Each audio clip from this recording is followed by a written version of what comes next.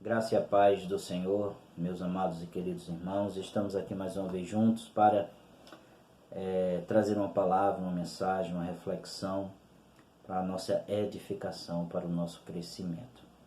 Estamos vivendo dias difíceis e aí nós devemos intensificar, melhor dizendo, as nossas orações, pedindo pelas nossas famílias, nossos parentes, igreja, a humanidade, que Deus possa reverter esse quadro, mudar toda a situação, para que o Senhor assim seja glorificado. Devemos lembrar que Deus é soberano sobre todas as coisas, a história está em seu poder, e a igreja do Senhor precisa, nesse tempo, trazer uma resposta à luz da palavra de Deus para a humanidade. Então que Deus esteja usando a sua igreja para a glória do seu nome. Irmãos, antes de irmos para o texto, domingo nós celebraríamos a ceia do Senhor. Domingo. Celebraríamos. Não podemos celebrar por causa da distância em que nós nos encontramos uns dos outros. Estamos em nossas casas, confinados, estamos em quarentena e não podemos estar reunidos. A igreja do Senhor reunida. A igreja do Senhor é o povo de Deus reunido. Paulo diz na primeira carta aos Coríntios, capítulo 11, quando vos reunis. Ou seja, quando a igreja do Senhor estiver junta, aí a gente celebra a ceia do Senhor. Por enquanto, nós não podemos assim celebrar a ceia do Senhor, porque nós estamos separados, obedecendo ao Senhor, a uma ordem de Deus. Por que eu digo obedecendo à ordem de Deus? Porque o capítulo 13 de Romanos diz que as autoridades é um instrumento em suas mãos para refrear o mal. E nesse momento as autoridades estão obedecendo essa palavra do Senhor, principalmente o Ministério da Saúde. Então nós precisamos assim obedecer. Estamos distantes. Eu quero dizer também com isso, porque alguns irmãos podem me perguntar, e eu já estou dizendo a vocês, alguns irmãos podem dizer, pastor, veja, alguns pastores estão fazendo ou celebrando a ceia online. Eu quero dizer que sim, online não existe, exatamente pelos motivos que eu disse antes. O texto que eu citei antes, de Paulo aos Coríntios, capítulo 11.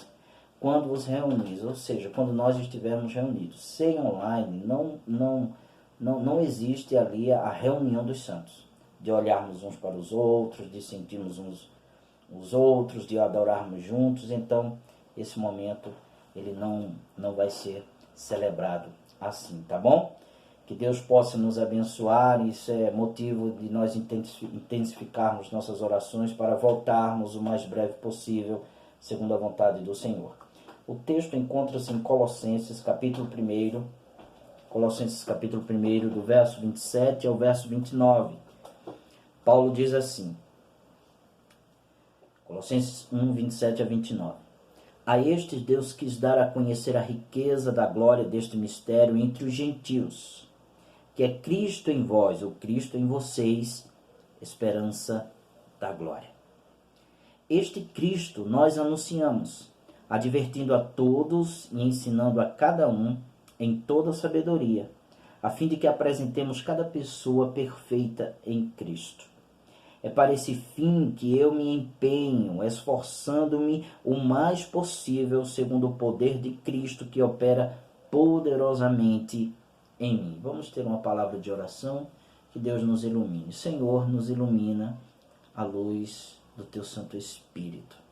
Que a gente entenda as Escrituras, que o Senhor seja glorificado e assim exaltado, Senhor. Perdoa nossos pecados, que a gente possa reconhecer a nossa pequenez e que o Senhor venha abrir os nossos olhos quanto ao texto para que a gente aplique na nossa vida. É nossa oração no nome de Jesus Cristo. Amém. Pois bem, meus irmãos, Paulo vai falar aqui a partir do verso 27, o conteúdo do mistério que ele fala no verso 26. Que mistério é esse? Esse mistério é que tanto judeus quanto gentios têm o mesmo status diante do Pai, diante de Deus. Ou seja, todos os judeus e todos os gentios que creram no Senhor Jesus como seu Salvador e Senhor são filhos de Deus e, pela fé, filhos de Abraão.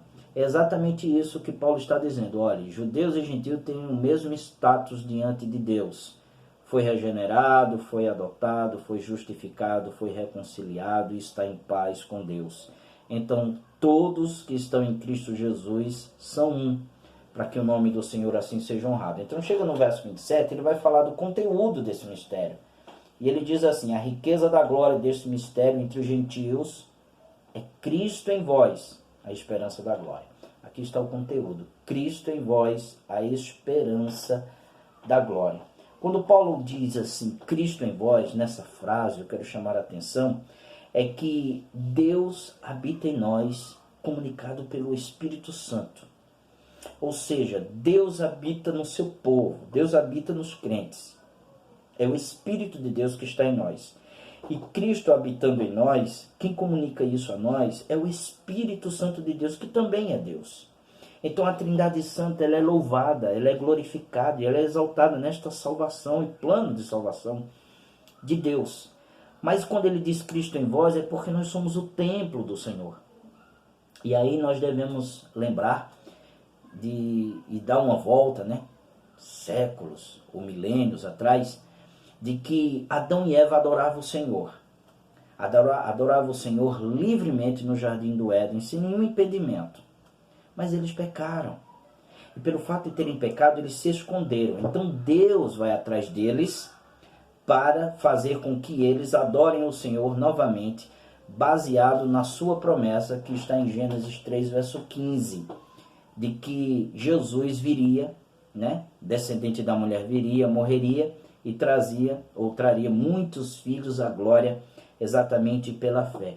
Então Deus vai até eles e traz eles para adorar o Senhor. Depois a gente lembra dos patriarcas, certo? Noé, Abraão, Jacó, todos eles fizeram altares para adorar o Senhor, invocar o nome do Senhor. Depois esse povo de Deus é levado cativo, escravo para o Egito. E o que é que se faz novamente? Deus vai até o povo. Deus é que toma a iniciativa de nossa salvação. Deus vai até o povo no Egito, liberta eles através da Páscoa, enviou Moisés para dizer a Faraó: Faraó, liberta o meu povo, porque eu quero que esse povo me adore no deserto. Pois bem, o povo foi libertado por meio da Páscoa, como já disse, tendo Moisés como mediador entre Deus e o povo, tipificando a pessoa bendita de nosso Senhor Jesus Cristo. Então o povo vai rumo à terra prometida. Mas chega no deserto, Deus diz a eles que eles devem fazer um tabernáculo. Esse tabernáculo é onde Deus iria habitar, através da nuvem e através da coluna de fogo. Quando a coluna de fogo ou a nuvem parava, ali era montado, melhor dizendo, o tabernáculo, e a nuvem descia, mostrando assim que Deus estava habitando entre o povo. Então o povo depois ele chega à terra prometida. E chegando à terra prometida, o que é que Deus faz? Um templo, para que ele possa habitar, melhor dizendo, em Jerusalém. Então o templo é feito. Quem teve a ideia foi Davi, mas Deus disse: não será você, Davi, que fará o templo, será Salomão que fará o templo, seu filho. Então foi construído através de Salomão, e Deus ali habitou no meio do povo em Jerusalém. Mas o povo desobedeceu novamente, foi espalhado, o templo foi destruído. Então o povo deveria entender que Deus não queria habitar desta forma. Chega lá na frente, anos depois, séculos depois, aparece o Senhor Jesus. Deus envia Jesus Cristo. E o texto de João, capítulo 1, verso 14, diz que Jesus habitou entre nós, cheio de graça e de verdade. Essa palavra habitou aí é tabernaculou, ou seja, Jesus é o tabernáculo de Deus, onde nós, pecadores, nos encontramos com Ele. Jesus, ele é o tabernáculo, Jesus é o sumo sacerdote, Jesus é o cordeiro que foi imolado. Tudo cumpre-se na pessoa bendita de Jesus. Se nós quisermos, se os seres humanos quiserem encontrar Deus, precisa ir ao Senhor e Salvador Jesus Cristo. Mas Jesus morre, ressuscita ao terceiro dia e está sentado à direita de Deus, o nosso Pai. E aí ele envia o Espírito Santo. E enviando o Espírito Santo habita na igreja, no povo de Deus. A igreja redimida pelo sangue do Senhor e Salvador Jesus Cristo. Então nós somos o templo, a igreja é o templo de nosso Senhor Jesus Cristo. Cristo em vós, esperança da glória. Veja que ele termina o verso dizendo a esperança da glória. Paulo está aqui argumentando, queridos, que a única base sólida para a nossa imortalidade, para a nossa vida e luz, é a glória futura de nosso Senhor e Salvador Jesus Cristo. Está sendo dito aqui que Cristo, como nossa esperança da glória, não nos falta nada. Nosso futuro está completo e garantido, como ele diz no capítulo 3, do verso 1 ao verso 4. Portanto, se vocês foram ressuscitados juntamente com Cristo, busquem as coisas lá do alto, onde Cristo vive assentado à direita de Deus. Verso 2. Pensem nas coisas lá do alto e não nas que são aqui da terra. Verso 3. Porque vocês morreram e a vida de vocês está oculta juntamente com Cristo em Deus. Quando Cristo, que é a nossa vida, se manifestar, então vocês também serão manifestados com Ele em glória. Esta é a maravilhosa graça de Deus. Mesmo em vasos frágeis, como nós somos a habitação do Espírito Santo, a habitação de Deus, e nós iremos viver na glória eterna. Veja que Paulo, no verso 28 do capítulo 1, ele diz assim: este Cristo nós anunciamos. É esse Cristo, Salvador, Redentor, que nós proclamamos, que nós anunciamos. Qual o fim de proclamarmos o Senhor? Paulo diz no mesmo verso 28. Ele diz assim: a fim de que apresentemos cada pessoa perfeita em Cristo Jesus. Perfeita em Cristo. Enquanto nós estamos nesse tabernáculo, nesse corpo, que Paulo fala isso na segunda carta aos Coríntios, enquanto estamos aqui nesse corpo, nós, queridos, não iremos nunca ser perfeitos. Não há um perfeccionismo, certo? Mas, diante do Senhor, essa perfeição, esse teleios, no grego, tem 3 ensinamentos. O primeiro deles é que nós somos apresentados aos olhos de Cristo de maneira perfeita, porque, nos olhos de Deus, de maneira perfeita, porque Cristo habita em nós. A justiça de Cristo, ela foi imputada às nossas vidas. Então Deus olha para nós e vê a glória de Cristo, a justiça de Cristo, a perfeição de Cristo. Esse é o primeiro ponto que a gente aprende. O segundo, a gente pode aprender diante desse perfeito aí, o amadurecimento, a santificação. Nós nunca iremos ser perfeitos nesse corpo, mas nós buscamos isso. Nós buscamos isso porque é um terceiro ponto.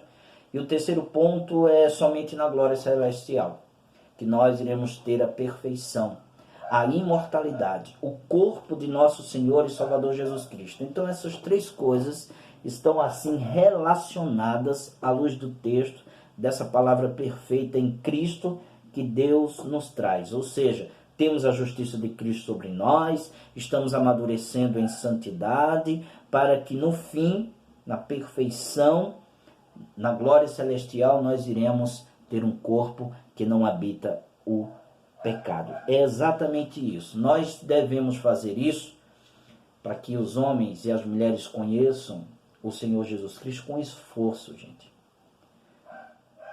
Não há como apresentar o Senhor se nós não nos esforçarmos. E é o que Paulo diz no verso 29. Veja o que ele diz. É para esse fim que eu me empenho, esforçando-me o mais possível segundo o poder de Cristo que opera poderosamente em mim. Ele é até redundante. Paulo trabalhava arduamente, até a exaustão, para fazer Cristo conhecido aos homens. E nós também devemos ter essa disposição, pedir a Deus essa disposição no nosso coração, que as pessoas conheçam Cristo. Precisamos orar, precisamos ler, precisamos pregar, precisamos cuidar, precisamos amar. Isso é um trabalho árduo.